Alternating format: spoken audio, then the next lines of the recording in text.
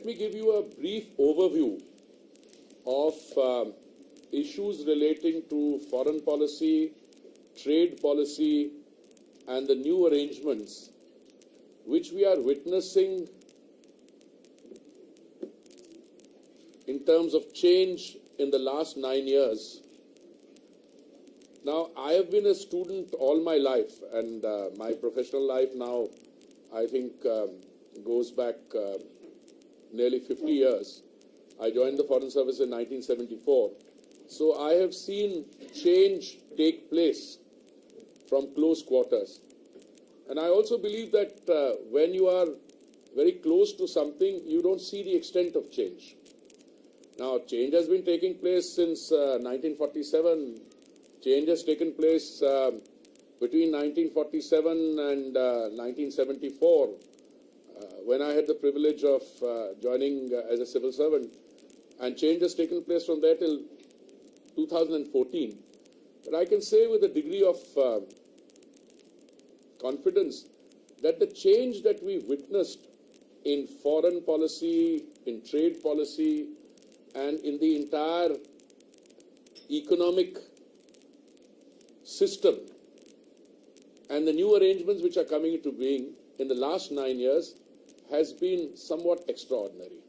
Let me just start by sharing a few statistics with you, and then I have a few other points to make, and then I'd be happy to have a discussion.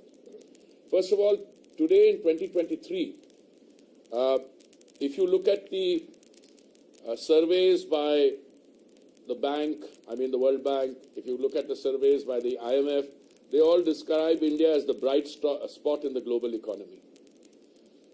India will contribute 15% of global growth in 2023 as per the IMF. The rate of growth which is forecast for India in the fiscal year 23-24 is roughly ranging between 6.1% and 6.5%. The IMF says 6.1%, the World Bank says 6.3%, the RBI says 6.5%. By the end of 2023, India will be roughly a $3.8 trillion economy. In 2014, which I'm taking as a reference point because we are looking at 9 years of the Modi government, our GDP was a little over $2 trillion. And as is well known, we have moved from 2014, when we were the 10th largest economy in the world, to being the 5th largest economy in the world today, overtaking, by the way, the United Kingdom, which had 190 years of a particular kind of domination. But it's not the facts which are staring us in the face, but I think the confidence with which the Honorable Prime Minister stated, I think it was the opening of the ITPO, when he said that, and I was deeply, overcome with emotion. He said, by the time we finish our third term, or during our third term, we will be the third largest economy in the world. Now, for any head of state or government who is undertaking through his leadership one of the most fundamental transformations that any country can witness, I think speaks volumes both for the country and the leader who's leading that country. Why do I say that? Well, first and foremost, let's see very briefly the downward slide that we were subjected to from, say, 1700. In 1700, according to a Cambridge historian who I'm very fond of quoting, India's share of the world economy was 24.4%. India's share of the global GDP. And its share of globalized industrial output was about 25%. In 1950, immediately after we became an independent country, we had moved to our share of global GDP came down to 4.2%, and industrial output came down to 2%. That is what happened in those 190 years. Now, I want to fast forward GDP in 2014 was 2.7 lakh crores or around $20 billion. So आपने 1947 के $20 billion से we are now moving in the direction of being the world's third largest economy. And again, I know some of my friends in the opposition, find it very difficult to reconcile with such figures.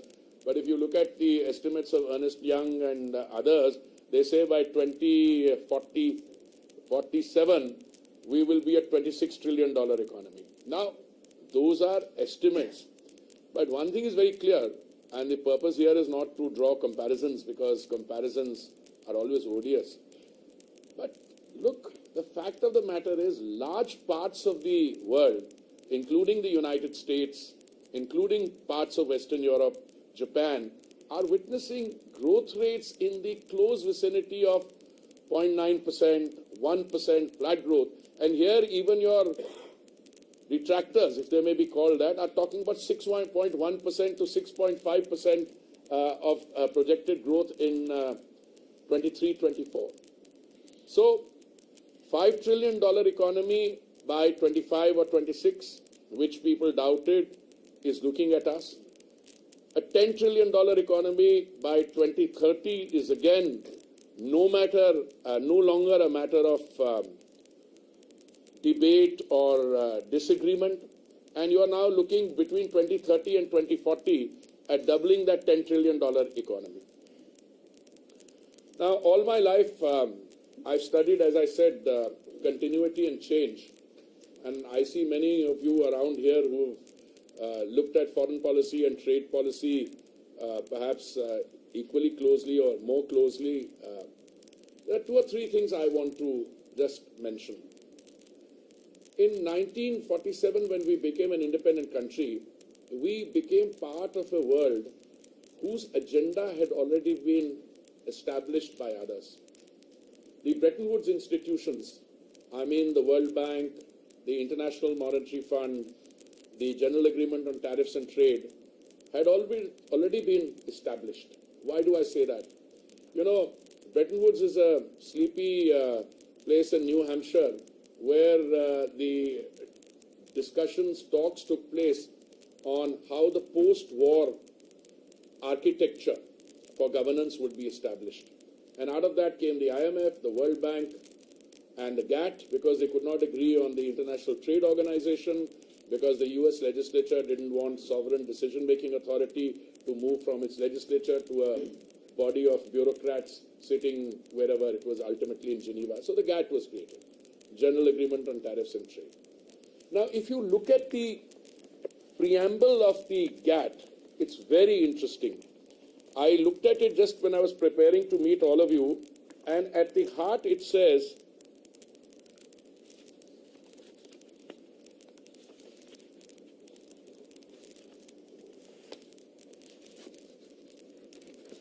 entering into, 1 minute, I remember it by heart, but I want to quote it correctly. Yeah. The preamble of the GATT states that relations in the field of trade and economic endeavor should be conducted with a view to raising standards of living, ensuring full employment and a large and steadily growing volume of real income and effective demand, developing the full use of the resources of the world, and expanding the production and exchange of goods. This is the heart of foreign policy and trade policy. And I say this after 50 years of half a century of professional experience. This is the first time in my professional life I am seeing this actually implemented. Earlier, when I joined the Foreign Service in 1974, it was very fashionable for everyone to say, foreign policy also has economic content, which meant that you had a second secretary level or a first secretary level officer in a mission, I know KP is smiling, dealing with economic affairs, and the ambassador, if he had time from important political work, he would also devote his time to a little bit of economic diplomacy. Today, there is a fundamental reordering of that. Today, foreign policy, trade policy, domestic policy, all not only appears to be, but is being implemented with a view to benefiting the Indian citizen, India and the world. So I was just saying, I said, what are we looking at here? Modi-led India brings growth, global goods and gratitude. Let me give you an example. When the Honourable Prime Minister travels outside, the Prime Minister of Australia, Albanese, calls him boss. The kind of respect with which he is received in Papua New Guinea by their Prime Minister, the Swabhiman, Seva, Vaccine Maitri. You see, at the end of the day, no matter which way you look at it, a leader and a country led by a leader with broad shoulders, a tall leader, will be judged not how the country fares in normal times, but how a country responds to challenges. And I believe that the pandemic challenge was once in a lifetime kind of challenge. Because I was, as I keep saying, I was in Geneva and New York heading the Indian missions to the UN when we dealt with SARS, Ebola, H1N1. But the pandemic which we had to face in the beginning of 2020 was more like the Spanish flu of 1918, resulting in devastation of an unprecedented order. And look what happened. Let me talk about the vaccine and the health sector part of it. When the pandemic broke out, our health sector did not even have the basics like PPE kits, oxygen masks, etc. We not only revamped that, a domestic vaccine production capacity in the public sector which existed in the previous years was dismantled between 2010 and 14. And from scratch, one, through a private sector research done in Oxford, AstraZeneca vaccine manufactured under license in Pune, and another purely domestic, and we were able to supply what, in excess of 224 crore doses of vaccine virtually free. And yesterday, I think 1 or 2 days ago, I heard somebody in the public recalling that Delhi has a population, I think of about 2 crores. UP has a population of 20 crores, and somebody in heading Delhi was intending for more oxygen than UP was intending. So, but forget about what we did inside, what we did for the rest of the world. 193 countries are there as per my recollection of UN ranking. I think we must have supplied vaccines either free or under preferential commercial rates to what, 120 countries or so? Now, a country which is able to do that domestically and then supply, so to me that is Seva, Vaccine Maitri, Sankalp. Now, the Honourable Prime Minister turned around the other day. One is that you can be content with your present, you can draw great satisfaction from the fact that you think you are doing well. But the other is to set yourself a challenge that 2047 तक एक विकसित देश बनना है. What does it take to be a विकसित देश? Obviously, I have a lot of material ready. What does financial inclusion means? What does digital inclusion means? Where are we taking this to? But today, I think no one is doubting the fact that well before 2047, we will have all the broad indices of a developed country. Now, I don't know about definitions, and I think definitions are often misleading, but you look at what the change in our domestic thing is. I can tell you, to be able to take the fruits of development to the most vulnerable sections of your society, I think that to me is the development part of it. And I was very happy to see some statistics the other day. And I'm very happy to honestly, admit to you that when the Millennium Development Goals were set up by the United Nations, and which concluded in 2015, I used to say, as our ambassador in New York, that the MDGs will succeed largely because a large developing country was able to lift millions of people out of poverty. Another large developing country. I don't think they're so developing now, they're the world's second largest economy. But I can tell you, the Sustainable Development Goals or Agenda 2030 will succeed because India is succeeding. And I was very happy to see some indicators the other day when a report by Niti Aayog said that 135 million people exited multidimensional poverty between 2015-16 and 2019 and 21.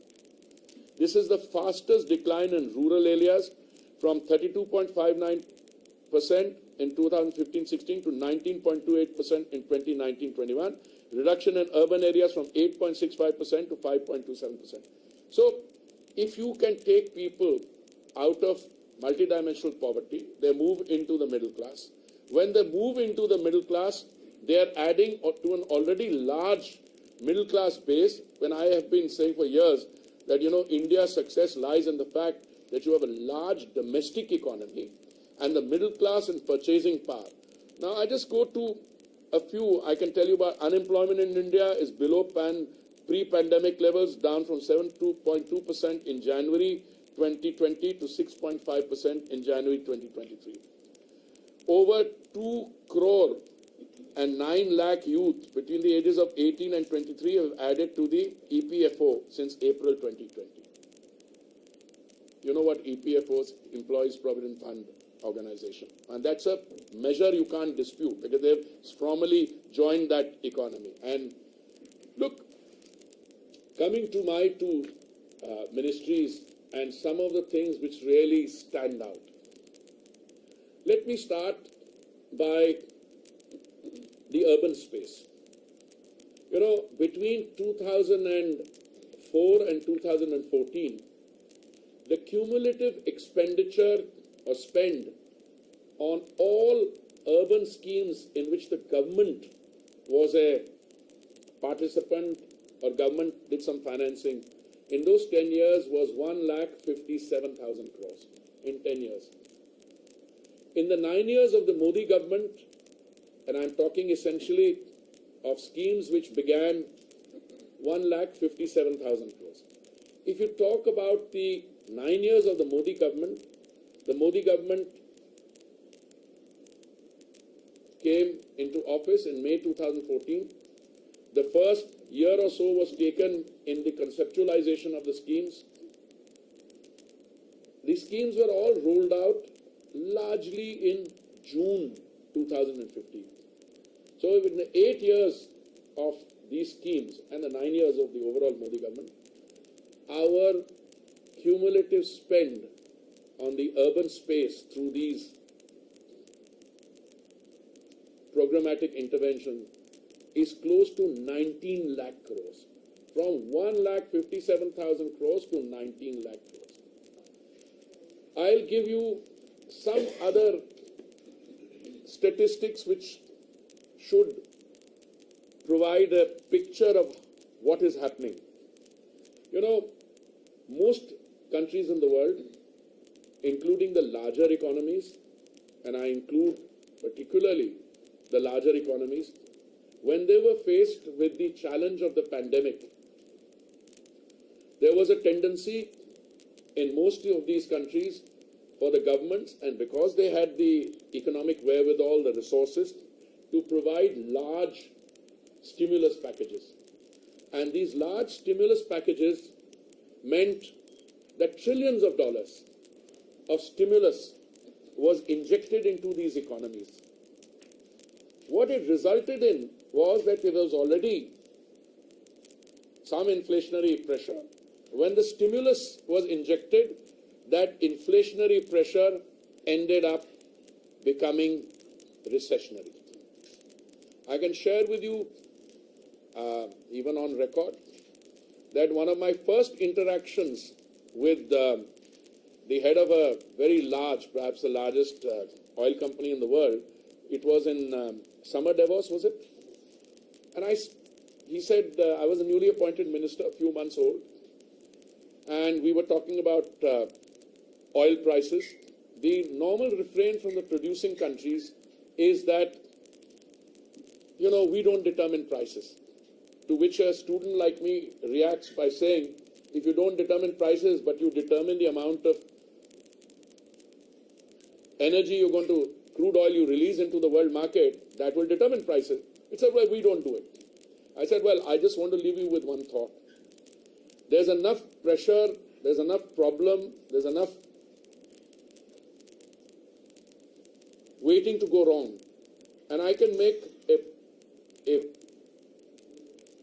I don't call it a prophecy because that would be too strong a word coming from a civil servant turned minister. But I can tell you my understanding of the situation is that if you allow the prices to go up, you will face a situation, it becomes a self-fulfilling prophecy, and the tipping point will come, the inflation will become recession, and the demand for energy will drop. And this is precisely what happened. I had a discussion with a gentleman a few months later. So how did you know? I said, I didn't know because I don't understand the situation. I'm a newcomer. I can see it happening. Today, I can tell you India's real energy growth in consumption is 3 times the world average. World energy demand is increasing by 1%. India's is increasing by 3%. How have we been able to manage this trilemma? One is availability, the second is affordability, and the third is sustainability. I can tell you with confidence that I have my ever diligent research team always gives these figures and in front of me. I'll tell you a very simple point. We have navigated our way through this global turbulence. By global turbulence, I mean, the problems in the energy market were there already before February 2022. In terms of, the Russia-Ukraine crisis, we bought from wherever we could. We consumed 5 million barrels of crude oil in a day. We used to buy from 27 sources earlier. Today we buy from 39 countries. Our daily, rush at the petrol pumps is what, 6 crore? People go to the petrol pump every day to fill up. At no stage during the crisis or today has anyone ever seriously talked. You might have a local issue in, in some area where some line has got disrupted. There was no shortage of energy anywhere. My oil companies give them full marks. Even when there were torrential rains in the northeast, they were able to supply gas cylinders by walking through water, by carrying the cylinders on their shoulders. How were we able to maintain affordability? Because the Prime Minister personally monitored the situation, and on 2 occasions, November 2021 and May 2022, he reduced the central excise on petrol and diesel. The reduction in central November 21 and May 22. He reduced the central excise on petrol and diesel by a significant part, 6 and 13 rupees, 13 and 16 rupees, and the BJP ruled states immediately reduced their VAT. Now this has resulted in a very interesting situation. The only parts of our political system which talk about high petrol and diesel prices are the ones who have not reduced their VAT. Let me give you 1 or 2 examples. I'm talking about the increase between June 21. No, I'm talking about the rate, first of all, petrol and diesel in July 23. Those are the latest figures because we are on 4th of August. In Guwahati, petrol retails at 98 rupees a litre. In nearby Kolkata, it retails at 106 rupees. Difference of 8 rupees per litre. Now, it's not 8 rupees a litre. When you go to fill a tank, I don't know what kind of vehicles you drive, but some of your tanks are 40 litres, some are even bigger. So if it's an average of, say, 40 litres in a petrol tank, 40 into 8, in one go. So this is the difference between Bhopal and Amravati, between Lucknow and Bangalore, between Goa and Raipur. Let me take Goa, 97 rupees 68 paise, Raipur 102 rupees, difference of 4.77 rupees. Differences in all these, this thing is Gandhinagar and Jaipur, 12 rupees different. Gandhinagar, petrol retails at 96.63 rupees a litre. In Jaipur at 108 rupees 48 paise. 11 rupees 85 paisa difference. So if you multiply that by 40, and these are the only people who say that petrol price come karo, diesel price come karo. My first thing is that we are happy to look at it if international prices, but you know, we are dependent 80% for our consumption on imports. So the world price has some. But let me also come to world prices. Far-sighted, visionary and bold decision-making by the Prime Minister has maintained availability and affordability. Now we come to world market prices. Let's compare petrol increase and diesel increase between a 2-year period from June 21 to June 23. Now I will take 3 or 4 countries in our neighborhood, and then I will take a few of the larger economies. In the neighborhood, India's increase has been 2.36%. Pakistan's increase has been 50.83%. Bangladesh's increase has been 30.11%. Sri Lanka's 79.61%. This is petrol. Nepal's increase has been 42.39%. Now let me come to the larger economies. USA, during this 2-year period, increase in petrol prices has been 30.15%. 30% increase. In Canada, 24.17%. In Germany, 19.08%. France, 22.67%. This is petrol. I'll also go to diesel. Sri Lanka, the increase. In India, the increase has been 4.97%. Sri Lanka, the increase has been 130.65%. USA, 29.31%. I'm happy to make these statistics available to anyone who... No, we'll make them available. My press team will send them around, actually. Now, I want to say 2 things here. These reduction in excise duty by the Honorable Prime Minister was undertaken at a time when we were feeding 80 crore people 3 meals of dry ration a day, which, by the way, is still going on. Now, some people get up and say, "Arey, ye kya ho gaya? Wo kya ho gaya?" I was very disappointed.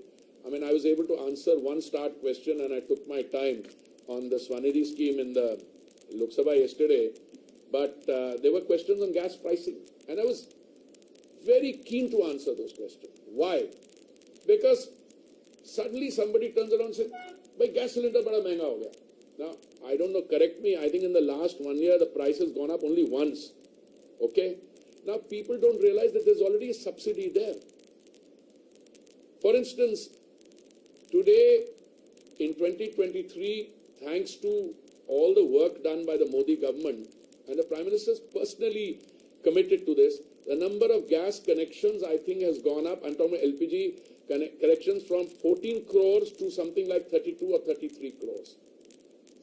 And let me also mention to you that out of this, 9 crores 60 lakhs are Ujjwala connections. 9 crores 60 lakh Ujjwala connection means this was a connection given free.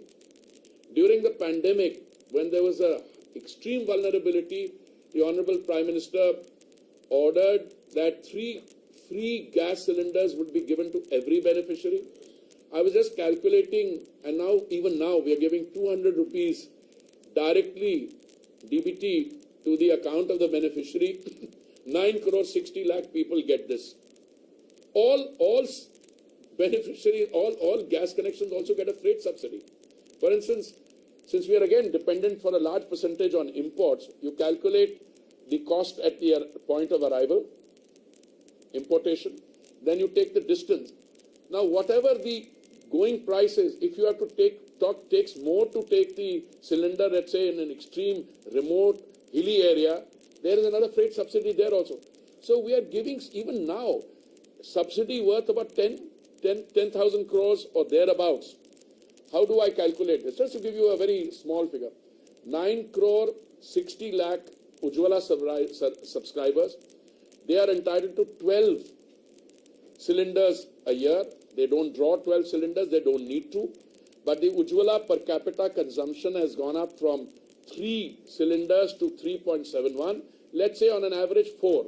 So you take 9 crore 60 lakhs into 4 into 200. Should come to about 7,500 or so, I mean, depending on what the precise figures are. Plus you are adding another 1,000, 2,000 crores subsidy on freight. A question I am often asked, can't you bring the prices down? Look, we are import dependent. Certainly, the price of Saudi CP, that contract price, went up in 21, 22, 22, 23 from something like $380, $400 a metric ton to 700. And when it went up, but we didn't let the price of the thing go on, we didn't pass it on. Our companies ended up incurring a loss of 28,000 crores. We reimbursed them up to 22,000 crores. But we are happy to do that as long as the consumer benefits, and that was the Prime Minister's thing. I talked about Samparn to make India, and I talked about Sankalp, Viksit Desh by 2047. Samparn committed to a healthy and fit world, yoga, millets. I hope you noticed that in that Punjabi meal there was a millet dish also. Okay. Suvidha, visa stamping. I mean, it was to be a nightmare earlier. Now issues are being resolved, including in the Honorable PM's recent visit. Suraksha, Operation Ganga, Operation Kaveri. I can't think of any other country in the world which deputed 4 cabinet ministers to bring back 25,000 Indian students stranded in Ukraine through 4 adjoining countries. I had the privilege of being. Samvad, Voice of the Global South. You know, India's hosted the Global South Summit, and even now, I think the Indian experience in any field, the health field, India's experience in the energy field. Sayog, a temple is being built in the UAE, and Samvedna.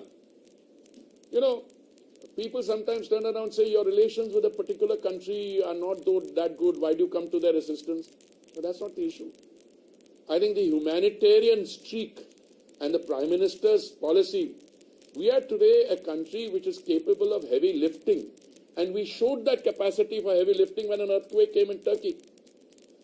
You know, the Prime Minister was not, I think, in town. I think he was traveling. If I remember correctly, it was during the India Energy Week when the earthquake took place. And I remember wherever the Prime Minister was, somewhere outside Delhi, the instructions came before anyone. We were one of the first countries to send not just relief assistance, but sizable relief assistance, both in terms of helping at the local situation with, rescuing people, other relief supplies, etc. You know, I'm afraid I'm having to jump a little. Another thing which not many people realize, every government has good intentions. I have never taken the view that previous governments didn't have good intention. But you know, sometimes the way to, the way to hell is also paved with good intentions. You must have a vision for yourself, for your country, and your ability to take that forward. Let me give you, I joined the Foreign Service in 1974. One of my first assignments was, I was not even, I was a trainee. We'd come back after the foundation course. I was attached to the policy planning division with somebody I greatly admired, Mr. Damodaran, A.K. Damodaran. We used to call him Professor Damodaran, my friend Ramu's father. And I used to sit with the section there. I used to, I was assigned, I asked the Joint Secretary, he was Joint Secretary, I said, sir, what can I do?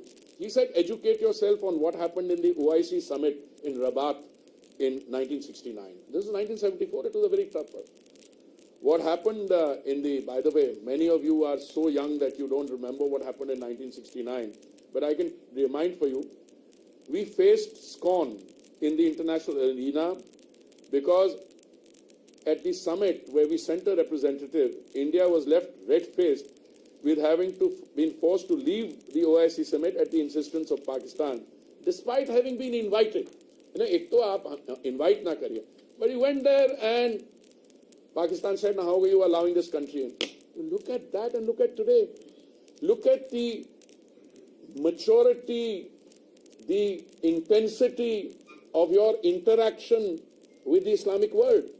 I mean, I like to cite this, our relations with the UAE, what we've done on the trade front with the UAE, what we've done in terms of the India-UAE rupee settling agreement, our relations with with Saudi Arabia, our relations with Egypt, which is a traditional thing in the Islamic world.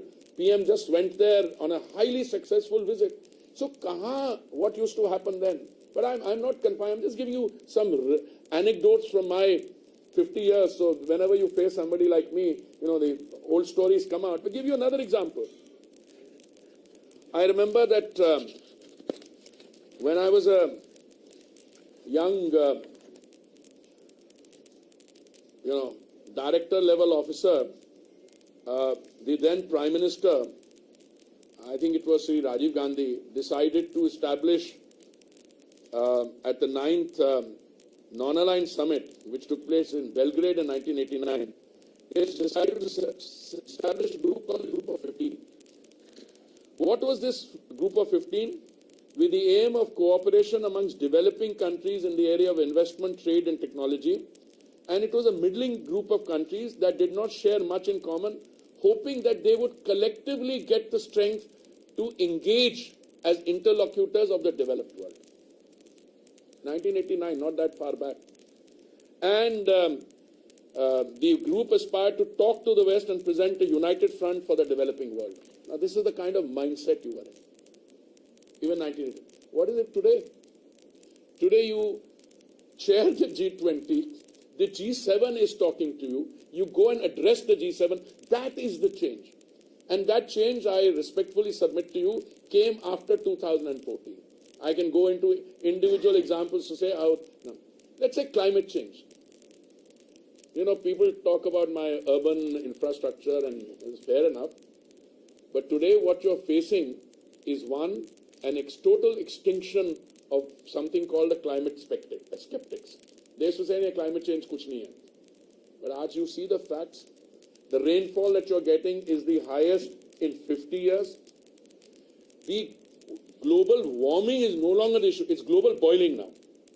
Today you have a situation where, I believe that you guys have this tremendous power. Ek photograph ab laga dete, the narrative changes. I remember when we were on the Security Council, there was a body of a child washed ashore after the Syria conflict. Geeta, you'll remember that. That changed the global narrative on, the civil strife and conflict in Syria. Today, if you open the Western press, you have sights of parts of Greece burning and a child, half clothed, it's boiling there. You see reports from Vermont in the US. You see parts of Europe. Where was India on the climate this thing before Paris? Normal refrain was. I'm not saying we've gone away from the refrain totally.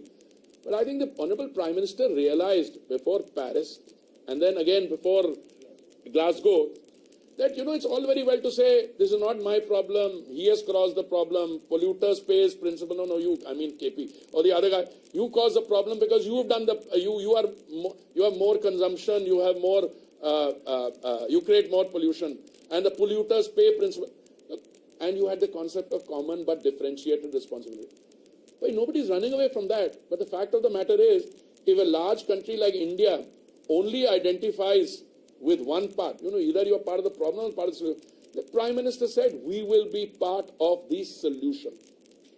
Today, India is offering to the world in areas, now I could have an entire session on,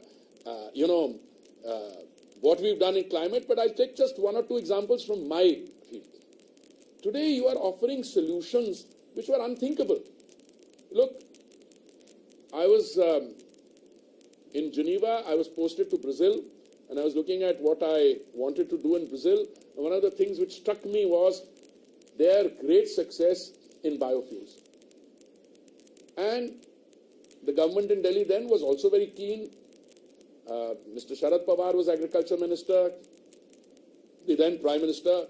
We put in place a system, an ecosystem, whereby we would try and get 5% biofuel blending in 10 of our states and union territories. Only 5%. Idea was being, we'll get that ethanol, we'll mix it into petrol. We tried very hard. I was ambassador in Brazil till 2008, May. I went there in 2006, January. I left for New York in, I think, May. I left Delhi. I came back to Delhi in 2008. Forget it. Fast forward. Go to 2014. We ended the year 2014 with a new government with just 1.4% biofuel blending.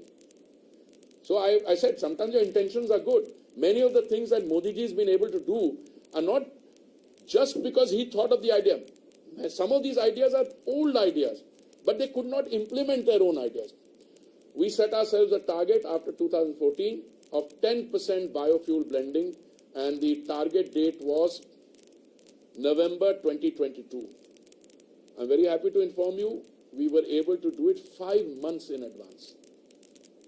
And when we did 10% biofuel blending, we saved 41,000 crores on imports. And that 41,000 crores helped us pay our farmers 42,000 crores. Now we are slowly moving from 10% blending to 20% blending. And by the way, the 20% blending target was 2030. We have brought it forward to 2025. In other words, a year and a half from now, all petrol sold at the bunks, 6 crore bunks that we've got, will be E20. It'll have 20% blended biofuel. And the biofuel feed has also changed. Earlier, it was made only sugarcane. Now we are making it from broken food grain. We have a 2G, second generation plant. I have to be worried about 2G. Yesterday there was some fun on that in Parliament. Second generation technology from agricultural waste of parali. We are making it from bamboo. We are even going into a third generation ethanol production from gases. And every time I speak, I find that my figures are already out of date. The other day, I said somewhere 1,000 retail outlets are selling E20. My secretary whispered, no, 1,350. I was going to use the 1,350 figure today. I was told it's 1,600. Basically, we are moving very fast to E20. The E20 or 20% blending is also a reflection of our mind. Why did we say 20%? Because someone said, and when you deal with hard economic decisions, there are people who have, I'm not shy of using the word, vested interest. They turned around and said, but अगर 20% आप blending करेंगे तो existing जो engine है उसमें कोई बदलाव की जरूरत नहीं होगी. But what happens is, my question was, if the same manufacturers from Western Europe and Japan can sell cars or manufacture cars which can take 100% mix, why can't it? Now the new generation cars or the hybrid cars which will come to India will have E85 engines, so you can take it up to 85. So today it's an entirely new field of biofuels coming in. But that's not only that. CBG, compressed biogas, and I know we are now running out of time and you have an 11 o'clock parliament, so I'm going to do this. We can continue this informally some other time. We have a plan to set up 5,000 SATAT plants, okay? And I'm very happy to inform you that with many states we are in this thing.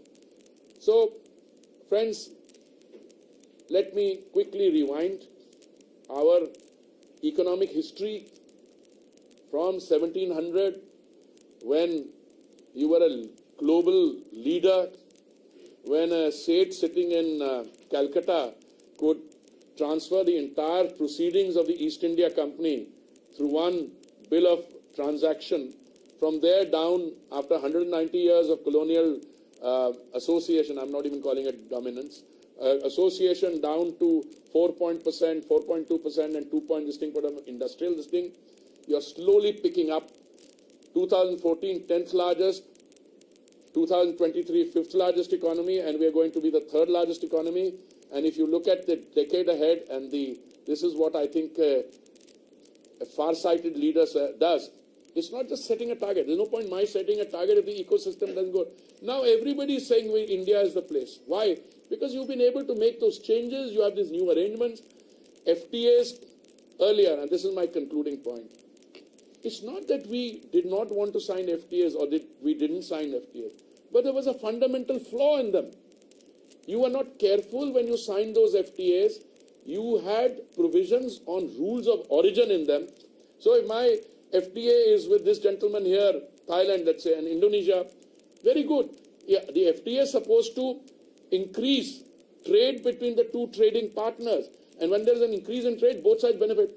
But the rule of origin was so loosely written that the goods which were coming in from that source, I don't mean any one country, Thailand or so, it was from one major supplier, as a result of which the manufacturing industries, I'm just talking about India, throughout the world had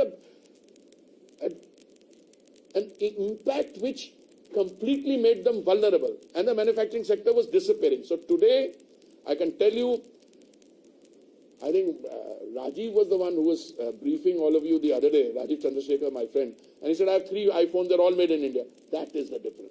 So I'm going to conclude here. I have still a lot to go, but I'll be happy to open it up for 5-10 minutes of question time, and then I think all of us have to go to Parliament. Yes, Vishnu. Just very brief question. Fantastic statistics. Please give us the statistics. You will get all the statistics. Have it by the end of the day. No, not only end of the day. We'll give it before that, because I have it. I have the material. I have all the material here. Just cull out mostly what I said, and then in a separate note what I wanted to say, but I didn't have the time. So the question is, what is the new peg over here? Why are you saying all of this? Is this peg to G20 happening? G20 is the whole peg is what is 2047 and what we have done in the last 9 years. I think the 9 years and going forward into the 3rd term, the 3rd largest economy, why do we have a degree of confidence on being able to do this? That's my conceptualization. Rajiv must have had, I think, similar. I think Jaishankar ji will also be doing others. I have 2 ministries portfolios. I've tried to weave in parts of that here. I mean, I'll give another statistic. This is a McKinsey study that India is building between 700 million and 900 million square feet of urban space every year, which is the equivalent of a Chicago. So this is the broad peg on that. So I have one question. In the current political atmosphere, every state government is offering freebies. Our budgets are not surplus. How much of a challenge do you see the state subsidies free to India's goals of becoming a... I used the expression, madam, that the good intentions, making freebies, making transport, Bijli, free, there's a good intention, but it is the way to hell, because you've got now levels of bankruptcy in many of the states.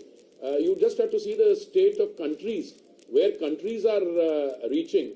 I don't want to name countries, but you all know what we're dealing with. They're not able to pay. I mean, in the case of a neighboring country in India, South, we extended $4 billion of different forms of assistance to them. And so, let's be very clear. At the end of the day, a subsidy has to be targeted at those who are the most vulnerable. The subsidy has to be targeted in a manner that it brings relief, but the subsidy has to be digressive. A subsidy cannot get entrenched for all times to come. In other words, then you're killing all the competitive. This is something Mr. Modi has been able to do. Actually, all your data and everything, opposition is saying that, okay, government is telling we are going ahead as far as financial, achievements are there. But the social fabric, like things like Manipur and no. Then I'll tell you something. I think, look, democracy, opposition must be allowed to speak. But I think they've made up their mind that they're going to be in the opposition for all their life. Let me explain something to you. What is the value of parliament? I think the value of parliament is their ability to put us on the mat. All right. Now what has happened is, we have offered to have a discussion, and this is such a good opportunity that if you want a discussion on Manipur, we are ready for the discussion. Laying precondition, you must do this or you must do that. So I think उन्होंने अपने पैर पे कुल्हाड़ी मारी. And let me give you another, since the madam asked a question on freebies. इनका दो तरीके का स्टाइल होता है काम का. एक है we generate the productive assets, we produce the resources. इनका स्टाइल क्या है? चिदम्बरम जी जब वित्त मंत्री थे, उनका स्टाइल काम करने का था कि आज महंगाई है तो ऐसे करो, आप ऑयल बॉन्ड्स फ्लोट कर दो. तो ऑयल बॉन्ड्स इन्होंने क्या फ्लोट किए? 1,40,000 करोड़ के ऑयल बॉन्ड्स फ्लोट किए, जिसमें हमें अब 3,50,000 करोड़ वापस देना चाह रहा है. तो freebies, deferring decision. Look, you want to run a country, there is no other way than the Modi way, which is you take responsibility and you bite the bullet in terms of taking the hard decision to do it. अब ये कहना कि वहां पे ये हो गया, वहां पे हो गया, अभी तो आपने कुछ दिन पार्लियामेंट के रहते, they wasted the rest and many of them have come to me individually. I said, yeah, हमसे गलती हो गई. We should have allowed question hour to run. We could have talked to you about gas price. मैंने कहा मैं तो I'm willing to have an open forum on all these issues. It's not that we don't want to provide relief, but आप discussion करने का, because I don't think they have a case. कल दिल्ली की discussion में लोकसभा में आपने सुनी, apart from a brilliant performance by the HM, I was looking at the opposition faces. What were they saying? What were they saying? Here is a track record of somebody of what I call less than responsible governance, and you want to give power. अपने अधिकारी के कमरे पे रात को 2 बजे red करवा दी, उसके कमरे से ले गए. Do you want to? These are the issues. But I think we have to go to Parliament. I'm very happy to continue this discussion. Yeah, please. So we have been buying, crude from Russia at a very highly discounted rate for last 1 year. More than 1 year, actually. More. Yeah, more than 1 year. Yeah. And our crude has been finding way to European markets also. And a number of European countries are very happy that we are getting crude through India, because India is buying it at a very discounted rate. And we are Don't believe any of these stories. Ask them what they are buying from Russia. Is there any possibility of, in fact, petrol and diesel prices being brought down? No, I'm coming. I'd be very happy to have a longer discussion. It's like this. Total amount of petrol, crude oil. Let's start with crude. Total amount of crude oil produced as per statistics which are produced by OPEC was about 102 million barrels a day. Their cutting production has come down to about 97 million barrels a day. देखिए, at the end of the day, OPEC has to sell, Russia has to sell. वो जो बड़ी discounts की आप बात कर रहे थे, वो शुरू में बहुत अच्छे डिस्काउंट्स थे, फिर वो they started raising prices, we started diversifying. अभी वो डिस्काउंट्स उतने नहीं हैं, because but at the end of the day, please remember two things. Those who produce oil have to sell it. And if we are able to continue to play the market card, by market card means all our people are together. Not all of them are in the OMCs. Some of them are in the private sector like Reliance and Nayara. Okay. So all these things, it's not you buy from one and sell to the other. The other day I came up across a road, one large producer was buying from them, buying crude also, and then refining and selling. These are small parts.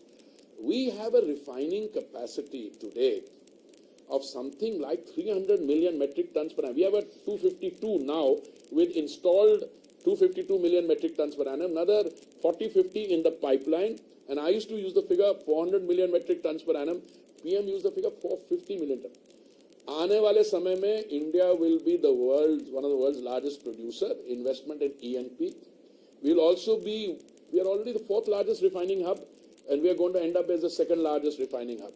Because you're looking at a transition when fossil fuels will have to go away. But our refineries are not just going to make petrol and diesel, they will make petchem, they will produce green hydrogen. And by the way, green hydrogen is a story I would have liked to talk about, because those are the new things coming in, but please send them some material on our green hydrogen. Can I just one last question? You speak about urban spaces, but every time we have monsoons and rains, the cities come tumbling down. What's the kind of coordination with state and ensuring? I'm very happy you asked that. I'm very happy. Infrastructure, and are you confident of a successful G20 should there be rains? No, don't worry about any of those things. First of all, all these issues are state subjects. So I'm afraid we end up issuing advisories. I'd be very happy to share those advisories with you. But what you're witnessing in terms of this thing, this is not urban planning problems alone. We are very fortunate that during this 9 years of the Modi government, our reprocessing of waste has gone up from 17% in 2014, which meant if you produced 100 tons of waste, you only processed 17%. Today it's gone up from 17% to 76%. In the next few years, we will be able to remediate all those legacy dump sites, etc. You have to do simple things, Geeta. You have to segregate the waste at the point of production. Dry waste, wet waste. Wet waste becomes compost. Dry waste has to be taken to a reprocessing site. The people who are getting into trouble are not doing their normal daily work. They have to clean the drains. You cannot throw the kura into the drain. You have to do the dredging where it's required. So I'd be very happy to sit with you. We will have a very successful G20. All hands on board, all efforts. And by the way, it's not just India. I was in New York when, the highest rainfall in 50 years took place. And by the way, July, I'm going to get the figures now. July is probably 22 days in July will end up to be the hottest days in recorded history. So we have to deal with the climate thing. But in India, because we are engrossed with this and we are facing this challenge, we are very confident of being able to meet it. Thank you. I must now draw a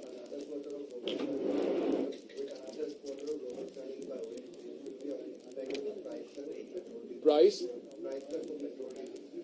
If they've made good this thing, and if the international prices don't go through the roof or remain stable, yeah, it's always a possibility.